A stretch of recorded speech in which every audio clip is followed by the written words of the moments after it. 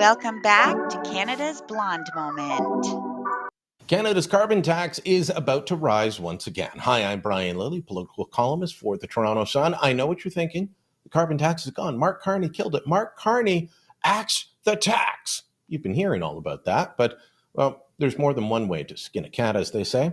Carney killed off the consumer carbon tax, or to put it in correct terms, he reduced it down to zero when he had his little signing ceremony in the cabinet meeting last week.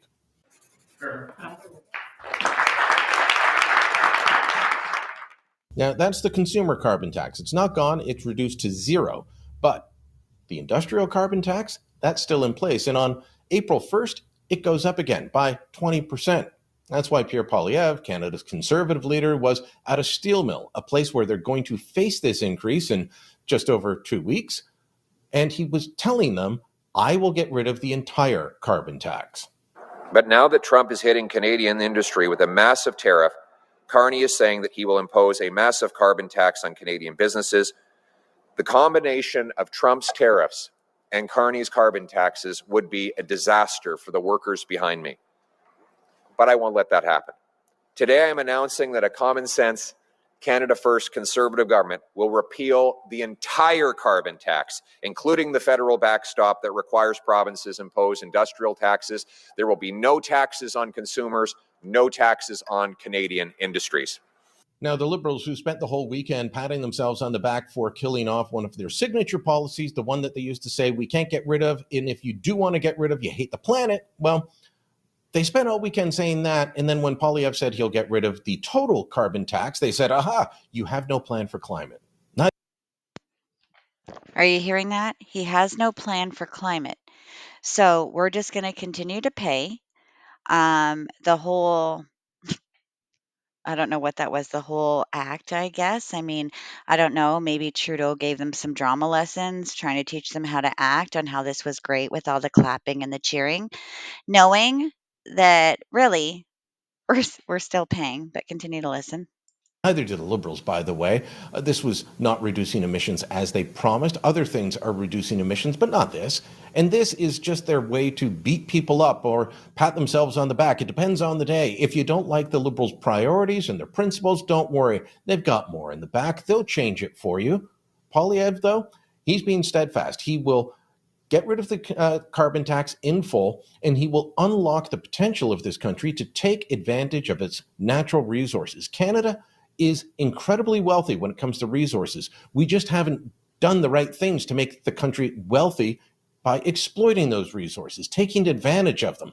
He's promising to do that, to unleash the Canadian economy so we're not reliant on the Americans, so that we can expand trade with other countries, not just have meetings with them, but have actual trade. Here's an example he gave about trading with France instead of meeting with France the way Carney did. But meetings alone will not diversify our trade. We have a decade of nonstop international meetings. Yet the share of our trade that goes, our exports that go to France and the UK has not budged. Why? Because we cannot get our products over the Atlantic. The Trudeau-Carney Liberals have blocked pipelines, LNG plants, mines, and other infrastructure that is needed to get our products over the Atlantic to the Europeans. I give you the example of France. France signed a natural gas supply agreement with Qatar. We could be selling that gas. We have 1,300 trillion cubic feet of natural gas right beneath our feet. We have cold weather, as you're experiencing today, which makes it cheaper to liquefy the gas. We have clean hydroelectricity to power that liquefaction. The steel from places like this could go in an LNG plant, or in, I should say, dozens of LNG plants right across the East Coast and the West Coast and the Saguenay region. So why don't we repeal C-69, the No New Pipelines law, rapidly approve LNG plants, pipelines, mines, port expansions, so that we don't have to sell 100% of our natural gas exports to the Americans. I would have liked to seen Mr. Carney come home with a natural gas supply agreement signed with the French, the way the Qataris have done. The Liberals keep trying to tell you that Poilievre has no plan. That is absolutely false. You heard just one example right there. and there are many others to come. But So, for everyone that keeps saying, I mean, they haven't heard the plan, this is what I hear from liberals all the time. He has no plan, he's just slogans. The guy announces his plans all of the time. Tell me one plan that you've heard from Mark Carney. So many liberals are saying, oh, Mark Carney is our savior. Name one thing he has said or done. One. You can't. You're just afraid of change. And trust me, okay, change might be a little icky and uncomfortable for some people. I understand that. But after what we've dealt with Trudeau, we need change, guys. We need change. But this election is going to be a knife fight. It has become close because people are concerned about what is happening south of the border. Well, let me tell you this. While Donald Trump's tariffs are a threat, so are the issues that he's going to deal with in the American economy to unleash their economy. The liberal policies we've been living under for the last 10 years and Mark Carney's policies will not unleash the Canadian economy. They will not make us more competitive. They'll keep the resources in the ground, and we will not survive. Poilievre's got the plan. Remember that as we head into this election.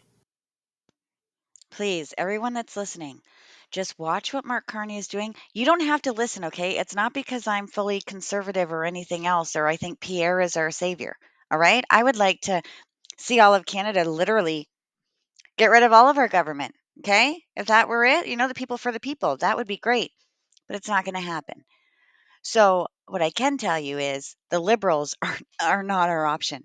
They're not our saviors, and it's not going to happen. Nothing is going to change. It's actually going to get worse.